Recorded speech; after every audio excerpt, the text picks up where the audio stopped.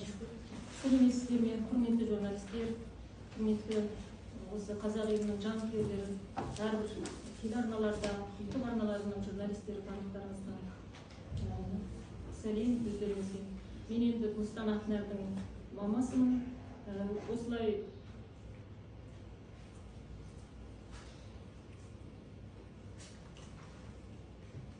әділет іздеп сандалып жүргеніме бір жылдан артық уақыт болды.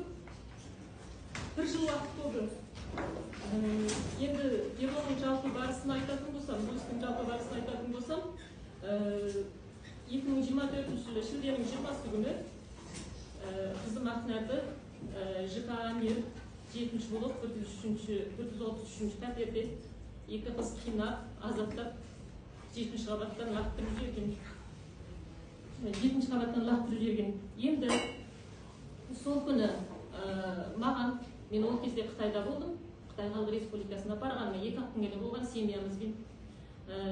Сонымен түнгі сағат 2:30-дарда мені WhatsApp-ма жаңағы звонок келеді.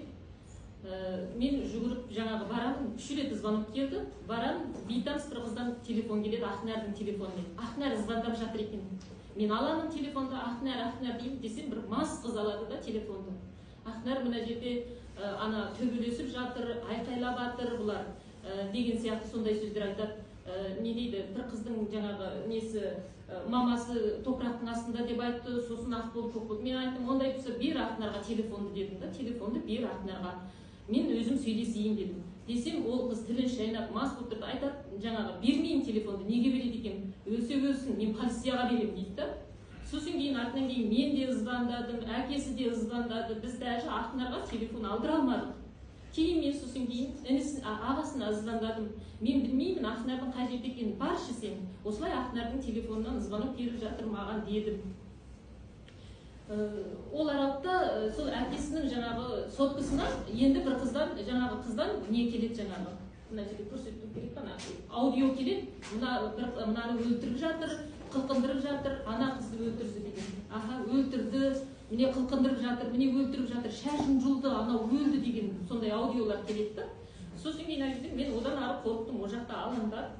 Бірақ таңға таяу менің мына осы жерде отырған ағаларымның барлығынан хабар келді. Бұл кісілер маған айтқан жоқ, тек қана құлап қапты деді. Кейін мен келдім, ертесіне таңертең ана жақтан шықтым. 12-ші больницада болды менің қызым. Кешкі сағат мен келетіме жарты сағат бұрын ол дүниеден өтті. Мен де больницаға келдім, қызым кетті. Туыс-туғандарымның бәрі сол 12-ші больницада болған.